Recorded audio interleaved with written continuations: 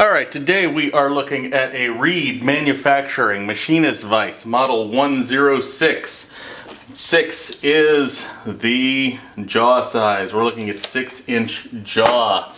From the literature, it is listed at anywhere from 128 to 133 pounds, and this weighs every bit of that. That thing is a monster. My back is still recovering from moving it through the garage and getting it here onto the workbench.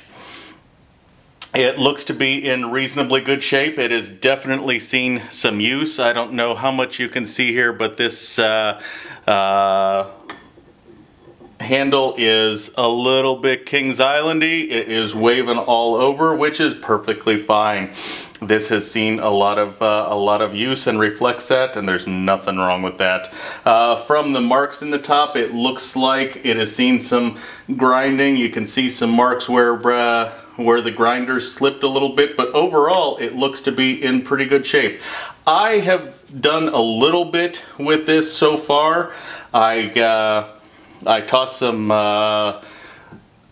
grease on the screw underneath and a little bit on the slide, and it works very smoothly. It's not 100% yet, but it does work well.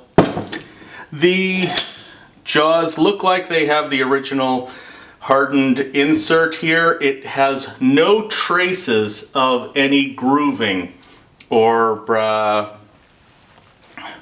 patterns on there. I don't know if Reed made a smooth jaw vise or not.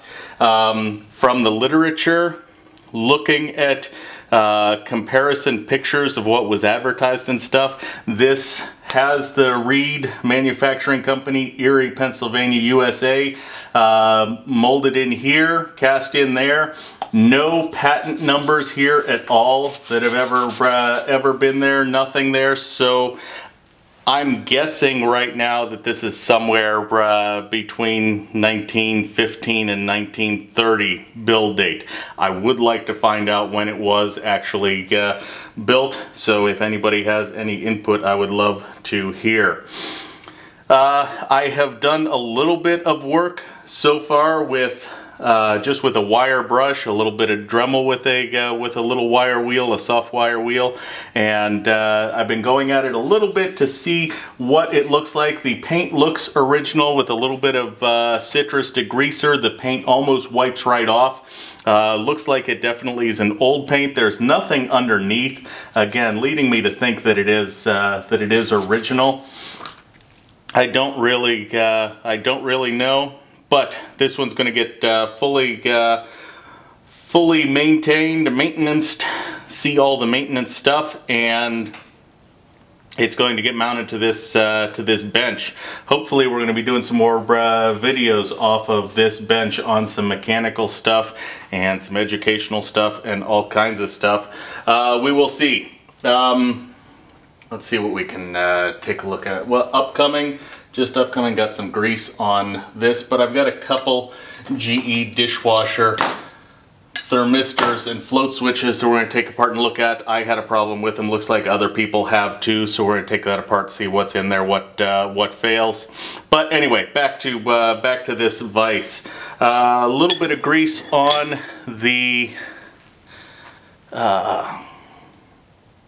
where the screw connects to the body, and that helped it a ton. Again, we go in and out real smoothly. It goes in smoother than out. So again, I'm sure there is a ton of buildup on the screw and the threads that I've got to get to. Also, I've got no idea what's going on with this handle. There are no balls. It looks like we just have a mushroomed end here at the top,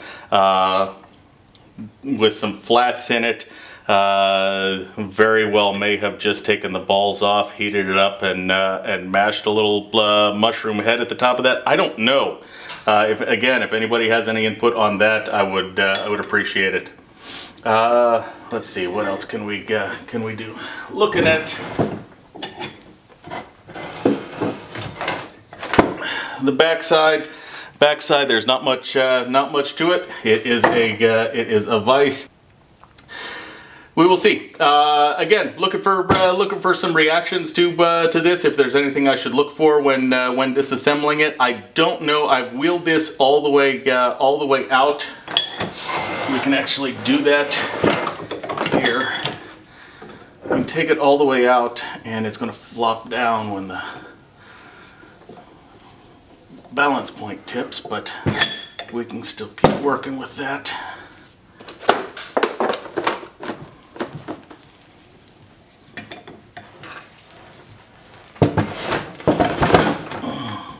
That is a heavy thing.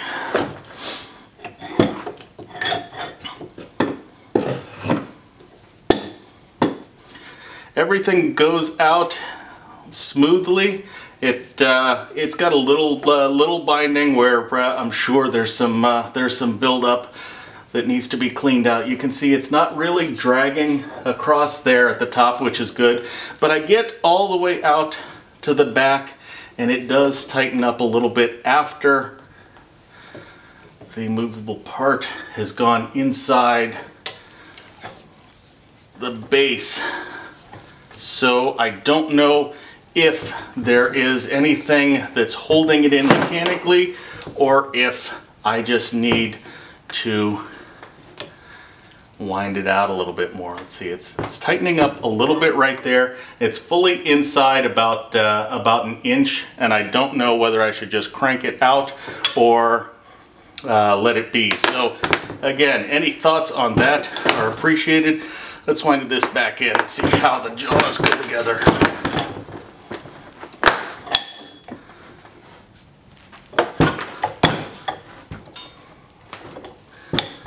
Without it mounted, it's a little unwieldy.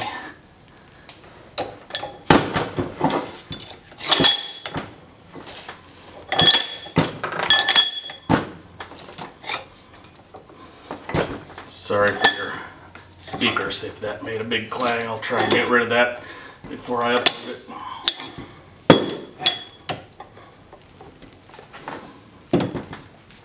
Alright, now we're back into some smooth action. Let's wheel this on back in.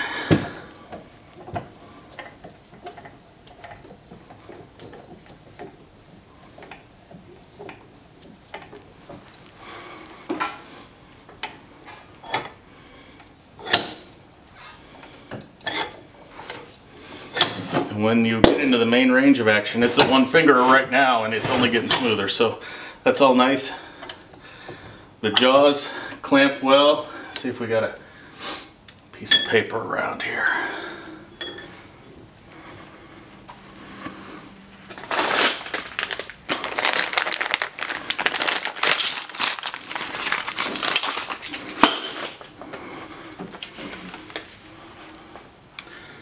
See what we can do.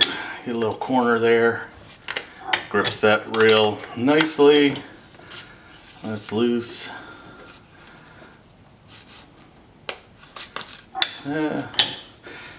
First touch got close to gripping. Didn't quite. It's close right there. Close.